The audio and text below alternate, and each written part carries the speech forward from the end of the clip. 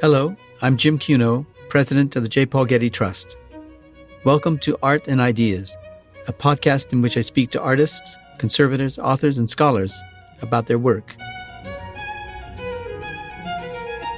This interconnection between Greek traditions and science and mathematics and the Babylonian traditions in astronomy and all these very technical and very advanced sciences, this was a moment which really created the basis for science, mathematics, and so on in the Western world and indeed throughout the world in later centuries and millennia.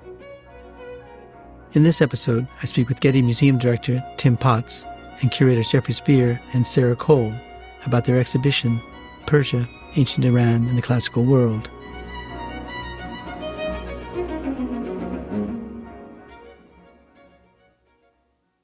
For more than 1,200 years, starting around 550 BC, Persia was a dominant power in Western Asia.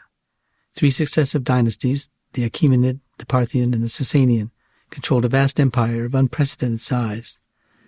The exhibition, Persia, Ancient Iran and the Classical World, at the Getty Villa, showcases sculpture, gold and silver vessels, coins, and jewelry that are primarily expressions of political power and demonstrate how the ancient Iranians constructed their self-image. Part of the Getty Museum's series, The Classical World in Context, the exhibition was organized by Getty curators Jeffrey Spear and Sarah Cole and by Tim Potts, who is the Maria Hummer Tuttle and Robert Tuttle director of the J. Paul Getty Museum. I recently spoke with them in the exhibition galleries. Jeffrey, Tim, and Sarah, thank you for joining me on this podcast episode. The exhibition Persia, Ancient Iran, and the Classical World is part of the series of Getty exhibitions exploring the ancient world. Tim, give us a sense of the series and how this exhibition contributes to it.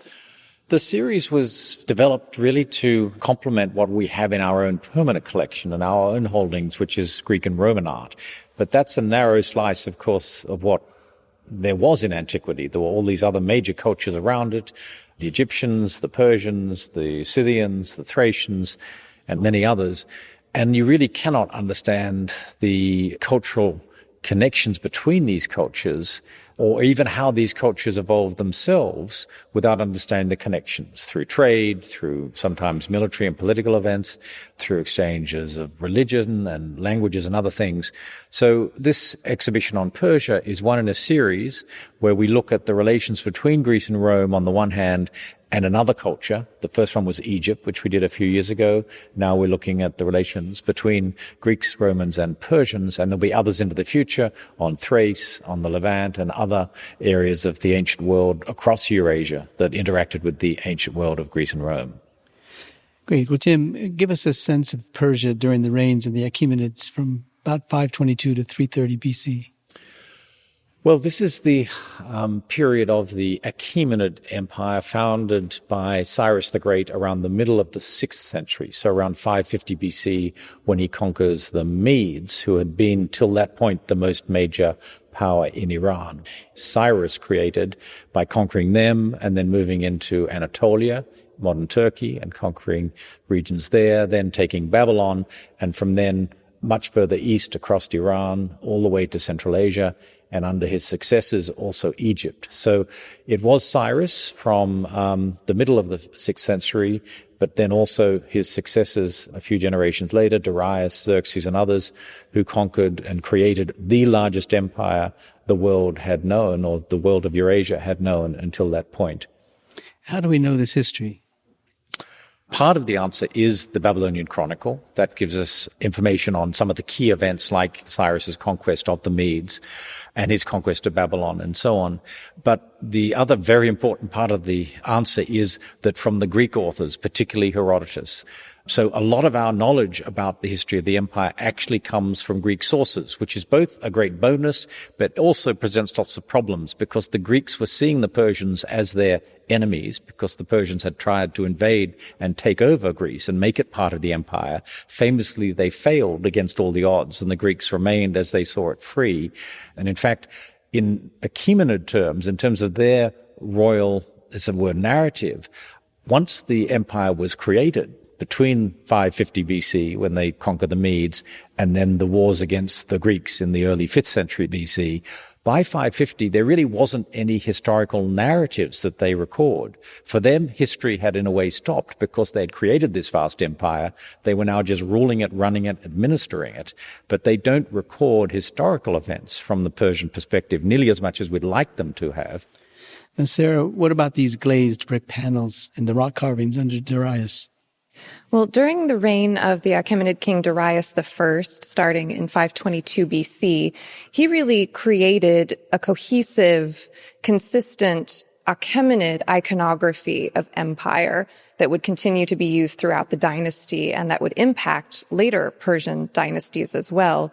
And in doing this, he drew upon artistic traditions that were local to Iran, but also traditions from the lands that were ruled under the Achaemenid Empire, including places like Egypt, the Greek cities in Anatolia, present-day Turkey, and Assyria and Babylonia in Mesopotamia. And one of the areas in which we see this cohesive Achaemenid iconography of empire and of kingship is in how Darius decorated his palaces and other monumental structures at places like Susa and Persepolis.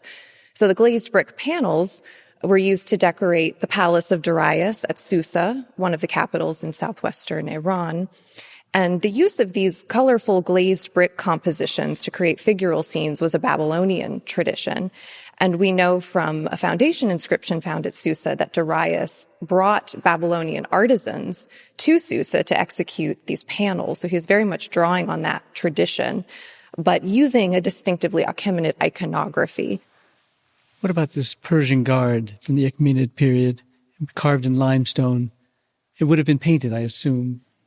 On the palace facades at Persepolis were carved rows of guards carrying lances and bows and arrows, and these echo the figures that we see in the colorful glazed brick panels from Susa.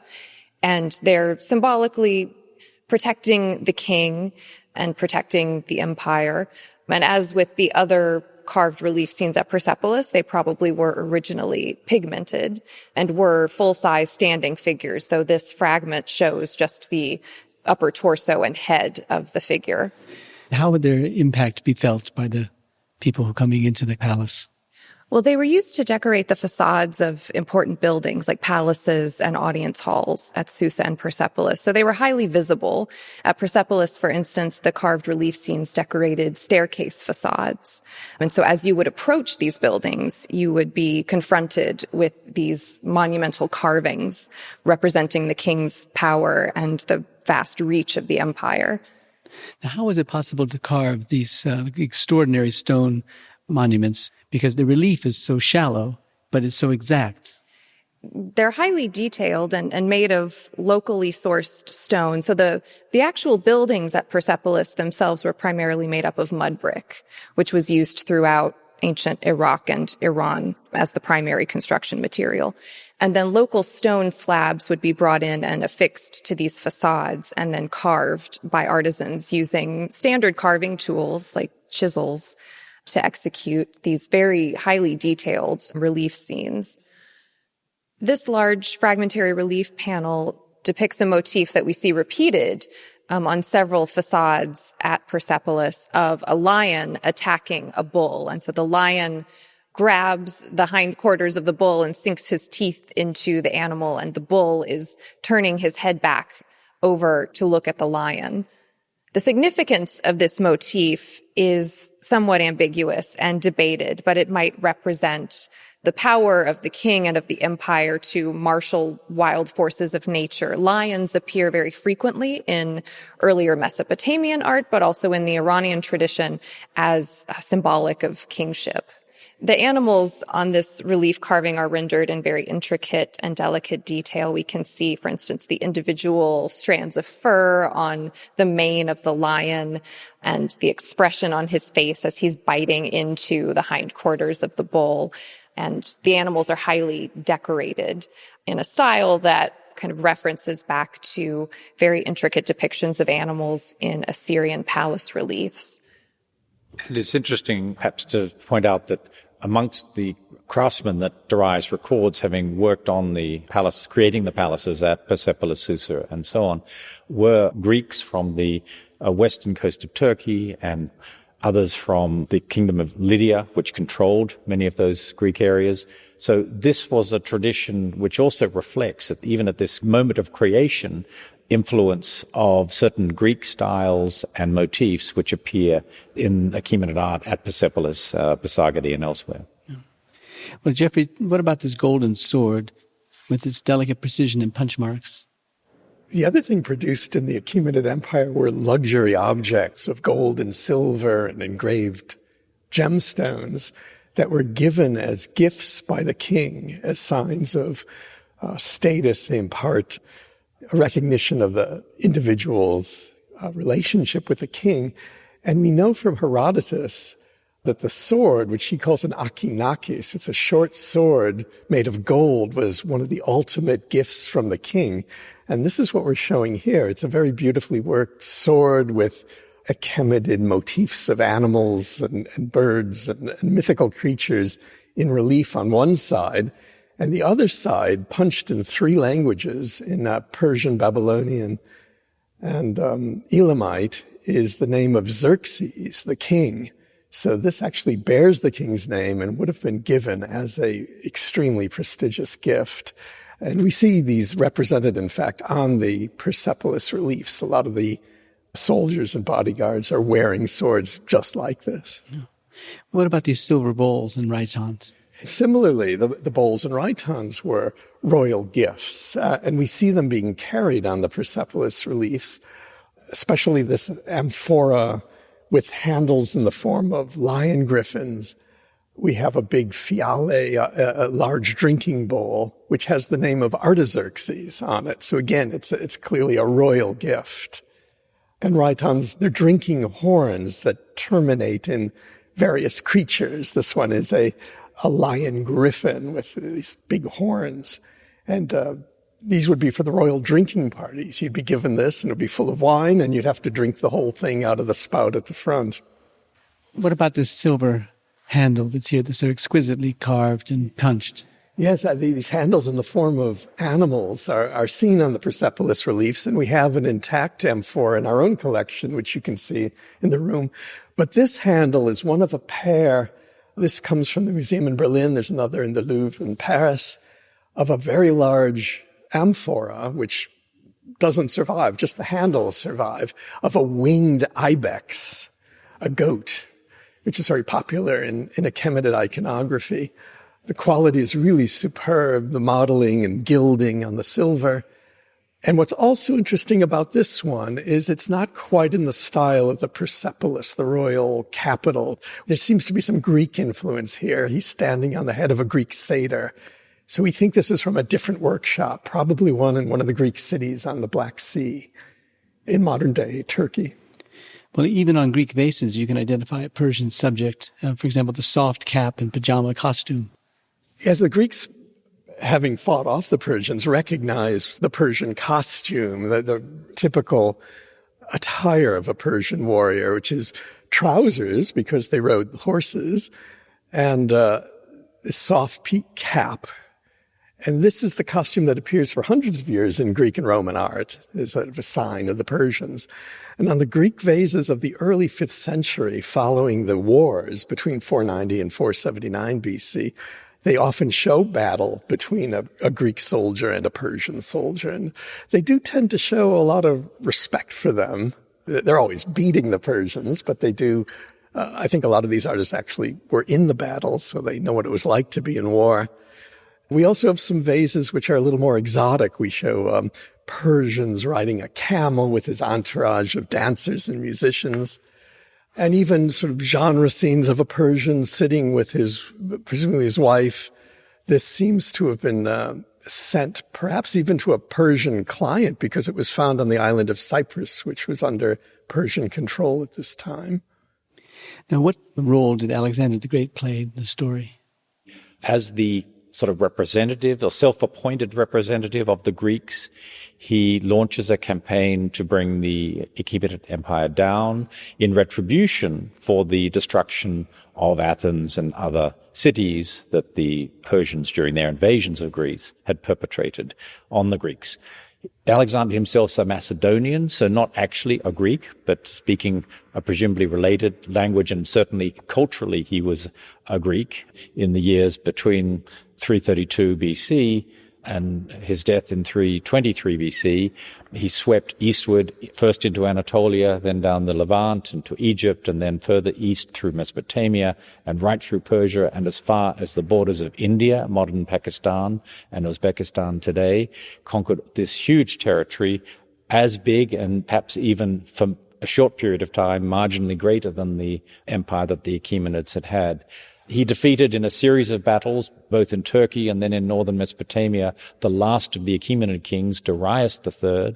And as I say, this was the turning point where the Achaemenid empire literally fell, collapsed. Alexander occupied the capital city, or the ceremonial capital of Persepolis, where these reliefs come from. At a certain point, he allowed it to be burnt to the ground, and so it was largely destroyed, unfortunately, in an act, if you like, of vengeance. It was hugely wealthy. All the treasury, all the loot, as it were, that the Achaemenid kings had amassed was taken by Alexander. But the other half of the answer to your question is, not only did he destroy something, namely the Achaemenid Empire, bring it to an end, to a close, but by settling his troops and other Greeks throughout the regions that he conquered, he introduced a layer, if you like, of Greek culture, language, art, and all other aspects throughout the Middle East, all the way to, as I say, India and Central Asia, that you see developing new ways of looking and representing the world in the arts in the so-called Hellenistic period, which starts with his conquest in the late 4th century and runs through until the Romans, as it were, succeed to inherit these regions. So, Sarah, give us a sense of the Seleucids and the character of their empire and how different they were from the Achaemenids. Well, when Alexander the Great died in 323 BC on campaign when he was in Babylonia, the question arose of what to do with this vast territory that Tim was describing that he had conquered. And a period of conflict ensued, but essentially, in the end, Alexander's vast territory was broken up among several of his generals who were Macedonians like himself. And each of these men founded their own kingdom and their own dynasty. So during the Hellenistic period, whereas before the Eastern Mediterranean and the Near East had been very dominated by the Achaemenid Empire, the Hellenistic period was a period of competing empires throughout this region.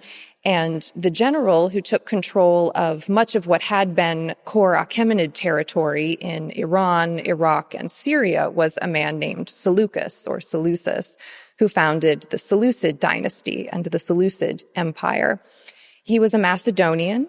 He was married to an elite Iranian woman named Apama at a large ritual wedding that Alexander had held for his generals, where he married them to local elite women, because he understood, as did many of his successors, the significance of recognizing and maintaining local traditions, local institutions, and not coming in and simply imposing new institutions on the people in order to be recognized as a legitimate ruler. So the heirs of Seleucus could claim both Greek and Iranian heritage. And so they were ruling in this territory as both Hellenistic kings and presenting themselves, for instance, on their coinage and in the rare surviving instances of their portraiture in a very Hellenistic Greek style, but also presenting themselves locally to the people as a legitimate continuation of Achaemenid rule, so respecting and building upon local Iranian traditions. Tell us about this head of King Antiochus III. This portrait head that is believed to depict one of Seleucus's successors, Antiochus III, who was the great-great-grandson of Seleucus. This is a Roman marble copy of an original probably made during Antiochus's lifetime, perhaps in bronze. And it represents the Hellenistic style in which the Seleucid kings were representing themselves, wearing the royal diadem in their hair in a manner that very much builds upon Alexander's own portraiture during his lifetime. And we're able to recognize this as Antiochus by comparing it to inscribed images of the king on his coinage. And so we can see here how the Seleucids, even though they were presenting themselves as legitimate rulers in Iran, as a continuation of Iranian traditions, artistically were representing themselves as Hellenistic Greek kings. And what about the Parthians, Jeffrey? A Iranian tribe from the northeast, which we call the Parthians, emerged and revolted against the Seleucids in the middle of the 3rd century, around 247 BC, and fairly quickly reclaimed a lot of the land that the Greeks had taken.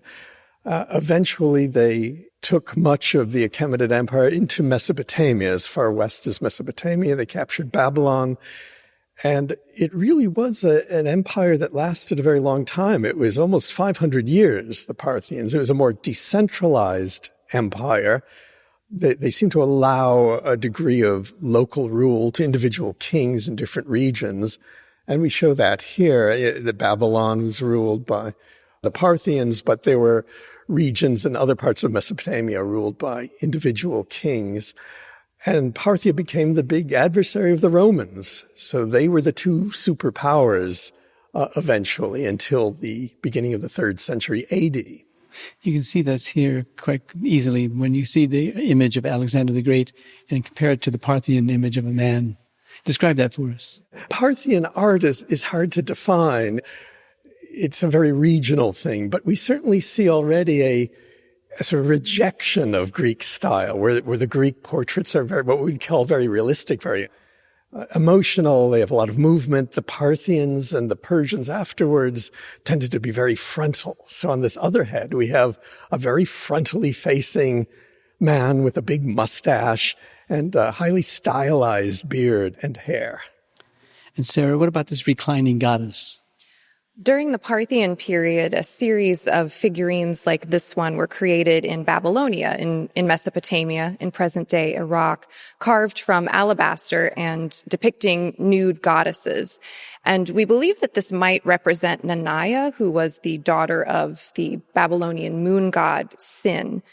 And these figures build upon earlier Mesopotamian traditions of depicting nude goddesses in terracotta figurines, often standing and more rigid and frontal.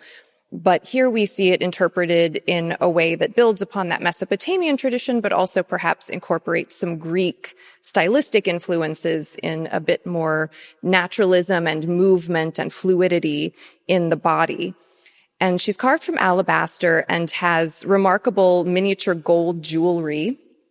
And she holds a pomegranate in her hand, and her eyes and navel are inlaid with garnets, and she wears a gold ring on one of her fingers with a garnet inlay also.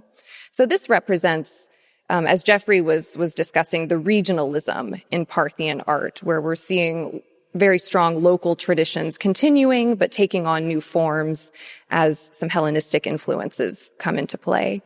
Would it have played any particular purpose or fulfilled any particular purpose in the context? I think these were dedicated in temples. They were probably offerings from worshippers. What about this extraordinary figure here, this bronze, wearing the various costume elements that you would expect?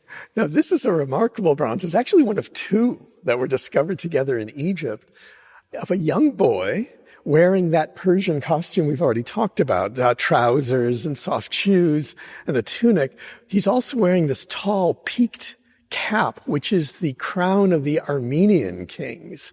And Armenia was one of those borderlands that was contested between the Romans and Parthians. The theory about who this is rather interesting. It's a recent theory, and I think it's right, is that this is one of the two infant sons of Antony and Cleopatra, the last Greek ruler of Egypt, because in a passage in the Greek writer Plutarch, he talks about a festival in Alexandria where the two sons were brought out to the crowds, one dressed as a Greek and one dressed as a Persian and the king of Armenia and the Medes, it says. So this is very likely meant to be the son of Antony and Cleopatra, who was proclaimed ruler of the East. Of course, they never achieved their aims, but their intention was to rule the whole world. What happened to him? Well, Antony and Cleopatra were defeated by the Romans, and that ended their dreams. They both committed suicide. What about this carving over here, this great figure with a similar costume?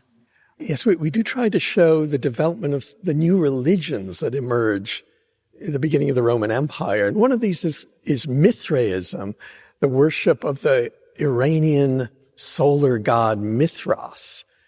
The Romans have created a cult around him, which wasn't entirely authentic Iranian, but he inspired a religion that spread throughout the Roman Empire. And this relief shows the typical scene, the central scene where Mithras, who is again shown in Persian costume with the trousers and soft cap, is sacrificing the celestial bull between representations of the sun and moon. We're not entirely sure what all of this means. We have a lot of images of this found throughout the empire. But it did attract a lot of worshippers in the 2nd, 3rd, 4th centuries. Were there great holdings of such materials in libraries, for example? Well, unlike the Achaemenid Empire, which was ended by Alexander the Great, the Parthians fell to internal civil war. The king of Persis, in the heartland of Iran, Ardashir, revolted in 224 AD against the Parthians and established a much more centralized, militarized empire. We call it the Sasanian Empire, named after one of his ancestors, Sasan. And it immediately became more antagonistic to the Romans. Again, these are the two superpowers with the border running from Mesopotamia north through Armenia and Georgia. This was the borderlands. And for more than 300 years, they contested rule of this area. So now we're in a hallway between one gallery and another, and in this hallway are texts from Seleucid and Parthian empires. Tim, tell us about this. Well, there are 3 cuneiform tablets in the case in front of us. So they're written in various versions of Babylonian, the southern version of the Akkadian language. So it's often very minuscule and difficult to read, and so it's the small number of specialists in this field who can decipher these texts. But they are loaded with a lot of technical information. In one of these is a mathematical text explaining how you do certain calculations. Another is one of the astronomical diaries. These are the things that chart the progression of the positions of the planets, of the stars, and so on, which were thought to be important, of course, for predicting the future, horoscopes, and so on. And another one is in a rather different vein. The cylindrical text is a cylinder of Antiochus I, one of the early Greek rulers of this part of the world. But importantly, he's using the language of Babylon and in the cuneiform script to establish his rule and to describe some of his achievements. This was an incredibly important moment where you get a connection between the Greek tradition from about 330 BC when the Greeks conquered Babylon. Particularly in Babylon, you had the native Babylonian tradition of astronomy, mathematics, and other sciences, which were the most advanced in their fields in the world, and the greatest thinkers and traditions of Greek science, mathematics, and so on. But the connections between the two that were established from around 300 BC, and then it continued not only under the Seleucids, who were the Greek rulers of Babylon for over a century, but then when the Parthians came through in the mid-2nd century BC also, up until about the 1st century AD, this interconnection between Greek traditions and science and mathematics and the Babylonian traditions in astronomy and all these other very technical and very advanced sciences, this was a moment which really created the basis for science, mathematics, and so on in the Western world and indeed throughout the world in later centuries and millennia. Were there great holdings of such materials in libraries, for example? There were tens of thousands of tablets of these kinds in Babylon at the time they were conquered, of course. Many of them do not survive, just the vicissitudes of history and so on. And these tablets, which are inscribed in the soft mud clay, and it's only if they're fired, whether intentionally or accidentally when buildings are burned down, it's only if they're fired that they become very durable like these ones are, almost like terracotta, and so they survive well, even if sometimes in fragments. There are many thousands of these in museums around the world that have been discovered through archaeological work, but of course many more were destroyed and many, many more still lie in the various layers of ancient sites throughout Mesopotamia. Would they tell a coherent narrative? Well, there's so many different genres. There are, as I say, the mathematical texts, there's the astronomical texts, there are literary texts such as the Epic of Gilgamesh, but most of the tablets that are found are, of course, administrative texts charting just the goods that were delivered to a temple or disbursements to laborers for their wages, things like this. So a lot of them are, as it were, socially and economically interesting, but a small proportion of them relate directly to historical events, particularly things like the Babylonian Chronicle and the astronomical diaries like this are very important records. Jeffrey, tell us about the Sasanian Empire and what distinguished it from the earlier empires. The Sasanians took over the Parthian Empire and became a more centralized and militarized society. They founded many cities. They had a new administrative system, a very bureaucratic system where we have some records of how they administered this very large empire.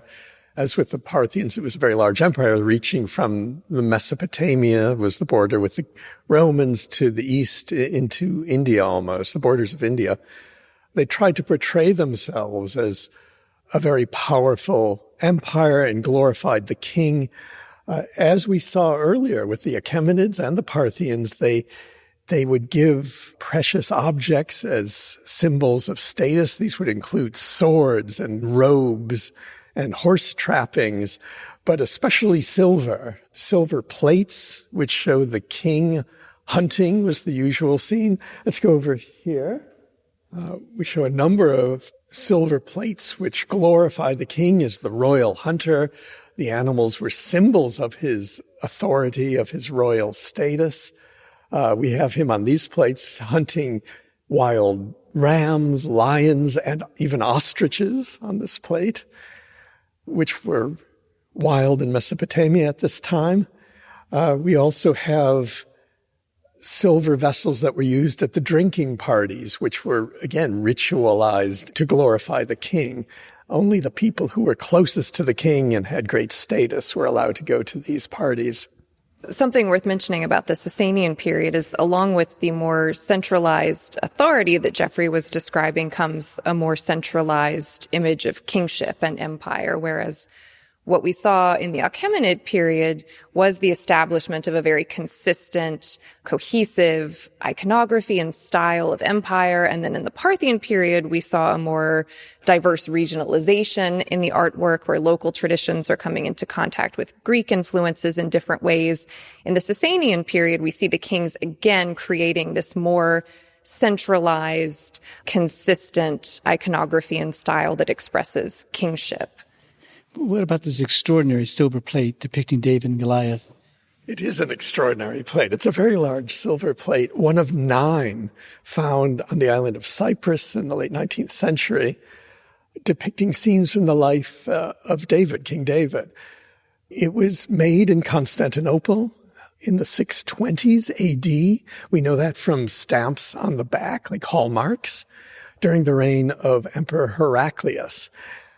I think what this signifies, this particular plate, is a commemoration of Heraclius's victory over the Sasanians at Nineveh in modern-day Iraq in 627. This was a counterattack against a very successful Sasanian advance into Byzantine territory, and it was a miraculous victory. And in fact, it pretty much ended the Sasanian Empire. They never really recovered from this defeat. And within a generation, they had been invaded and conquered by the forces of Islam, the Arab army coming into their territory.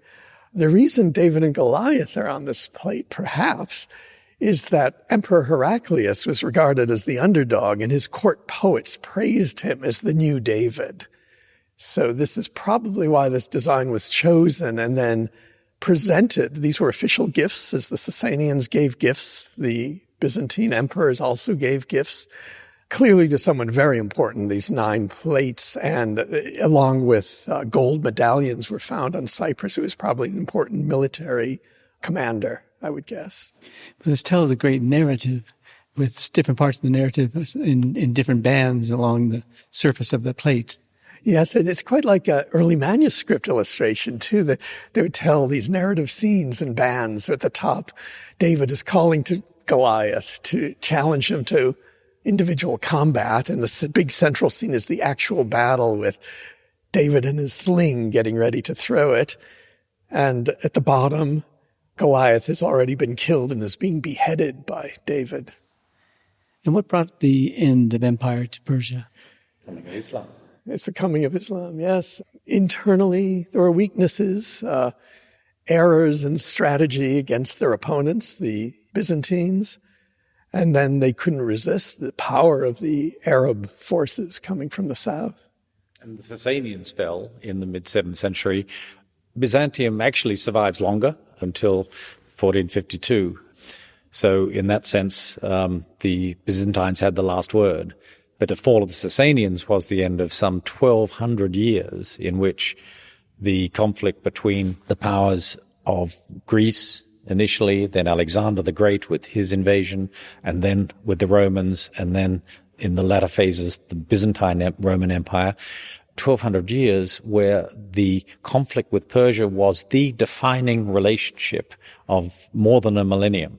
The conflict between these two great powers was always the issue of who was going to survive, who was going to be dominant, and it was a back and forth until the very end and the coming of Islam. There really was not a conclusion to this rivalry.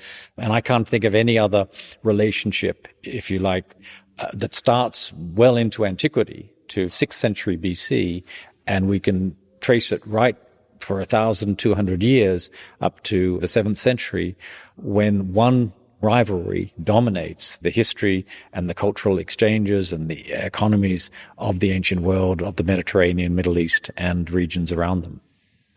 So Tim, Jeffrey, and Sarah, thank you for sharing this exhibition with me this morning. And also we should point out that the accompanying catalog is very well received and handsomely produced, so we urge people to go get the catalog. Indeed. Thank you. Thank you very much. Thank you.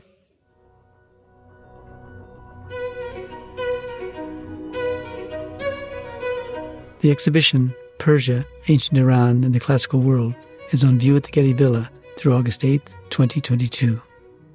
The exhibition in Los Angeles was made possible with lead support by Anahita and James Lovelace in memory of Professor Ibrahim Huravud, and major funding by Elizabeth and Brewston Levy, Farhang Foundation, Ellen and David Lee, Georgia and Ronald P. Spogley, and the Getty Patron Program.